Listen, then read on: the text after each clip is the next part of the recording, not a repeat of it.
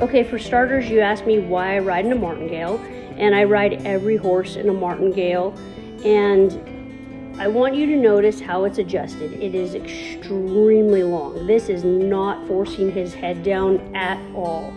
Think of it as a safety belt. It's only there just in case. So on any horse that I ride, I'm out in the pasture, they spook at something, they go to run off. That martingale gives me a little bit of leverage to be able to get a hold of that horse and stop them if we're in a situation. And if my hands get bad up on those reins, it protects the horse's mouth as well. So it works two ways there. Now, I always get on everybody from a lick tub on both sides. They know what that's all about.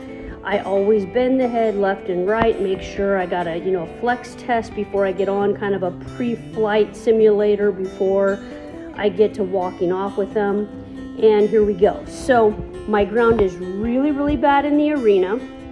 I'll insert a video in here and kind of show you what I'm working on here. Even though we did just drag it up, we have a crummy drag, we have crummy footing and outside weather. I joke that, if my rodeo horse can ride in this ground, he can go ride in any rodeo arena out there. So I'm going to stay kind of off the rail with him in this entire session, because kind of on the rail is where it's so incredibly just deep and chunky and hard. It's a little bit softer and towards the middle, but it's also very deep as well. So if it looks like he's kind of lethargic, it's because he's really struggling to get out of this ground.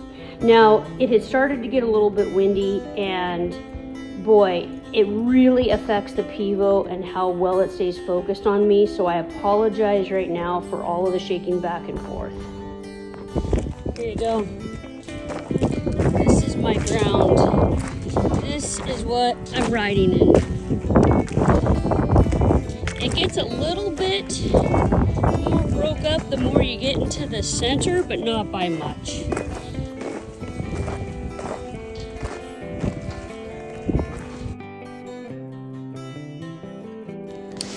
So although we're riding in a short shank curb bit, I do ride in two hands still to help with any of the lateral work. He does know how to pivot on the hind end. I can move the front end and the hind end independently of each other. What I'm going to try to show you in this ride is just kind of what a basic arena ride would look like for him, and also show you him at all three gaits so you can see the quality of his movements as best as you can in this footing, and basically show you that he's sound and he's pretty laid back, easy going, really smooth to ride. Decent transitions. When I first take him into a trot in the warm-up, he does pop his front end up a little bit, and that gets better with more riding. Like I said, we did not have a whole lot of riding in the arena last year. It was mostly all riding out, and obviously you saw the footing. That's part of the reason why I don't spend as much time in the arena. I can get a lot of stuff done out in the pasture that I would normally do in the arena. He is used to being rode with a lot of contact on his reins, and then also very little contact on his reins. I try to work on both with all of my horses, simply because I just try to prepare them for other riders. Coming from California, coming from the style of riding that I do, I've always rode with a lot of contact, and when I came here to South Dakota, everybody rode with very loose reins. It's just more the ranching lifestyle. And so I tried to give these horses as much rein as possible, but still be able to hold them together, to go, go in straight lines, correct circles and whatnot.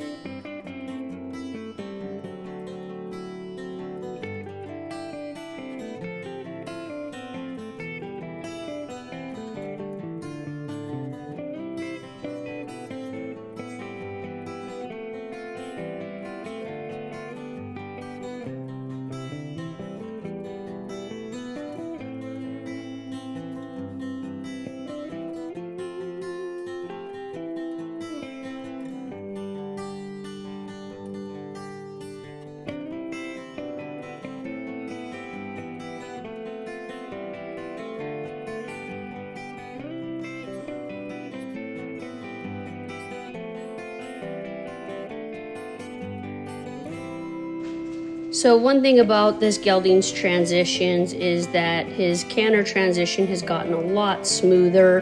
He's not wanting to zoom around and go really fast. It tells me he's getting really balanced. He doesn't need to lean on this rail to help him get around the arena. And he's able to lope this circle off the rail and keep a straight line. And every once in a while, I'll put him in one hand and see if he can hold himself together. And he does. In his defense, I have never tried to put a headset on him. So if he's a little bit above the bit or, you know, pops his head a little bit in a transition, it's not his fault. It's because I've never really asked that of him. My intention initially was to go to the barrel pen with him, and in going to the barrel pen, I do not ask a horse to get on the vertical. And see, here's an example of his stop. You know, he's going to stop for me. He's not going to stick his hind end in the ground. Okay, back up. You know, I would like him to be a little bit faster stepping, but it's not bad. I mean, he knows what it means. It could be a little smoother, in my opinion. Probably a symptom that he needs to be loosened up in the rib cage, loosened up in the hocks and the hind end a little bit more. He does want to tuck his head for me, but I'm afraid that if I pull back on the range much harder, you know, he's just going to put his nose into his chest, and I hope that makes sense. Now, if you look off to the left, you see that dog is out in the arena with us, and she spends the entire ride in the arena with every horse that I ride. So this is another example of he's used to distraction. He's used to having something in there. And as I go around on him, you know, she'll try to nip his heels when I go by. And I'll yell at her and tell her to get out. And I've got a remote to her shock collar in my pocket, and I'll use it when I need to. But otherwise, I ignore her and he ignores her. I don't make a big deal about it. Left side is his stronger side when it comes to loping. You can see he moves out a little bit freer going this direction. You know, I move my hands along with his head as he goes around. But again, happier to balance himself off the rail and just go around at an easy, comfortable clip. Breaks down to a really nice jog for me. I just, you know, try to work transition work on my colts when I ride them.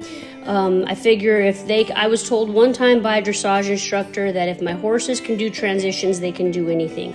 So I do a lot of walk, trot, lope, trot, lope, stop, back up, lope off kind of transition work with them.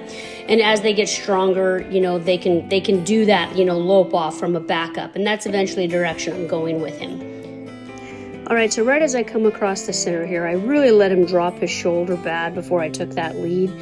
And in his defense, one thing that I do know about the pivot is that if I go in a straight line for too long directly towards the pivot or away from the pivot, it will lose me. And so that's pretty frustrating. And so I kind of knew I couldn't stay in a straight line for very long.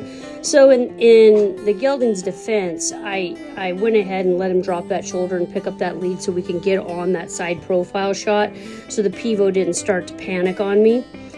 He's moving around pretty good. A few more transitions. We work a stop over here.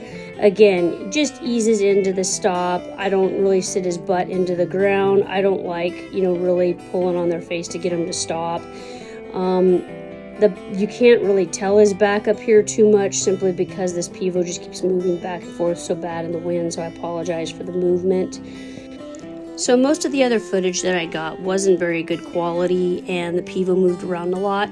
Right here we were playing game over, and I was headed over to the fence to grab the rope off the fence so I can show you how he handled the rope. But then the pivot quit on me. So we'll have to hang around for part 3 of this video series of Why Not 6 O'Clock. Stay tuned.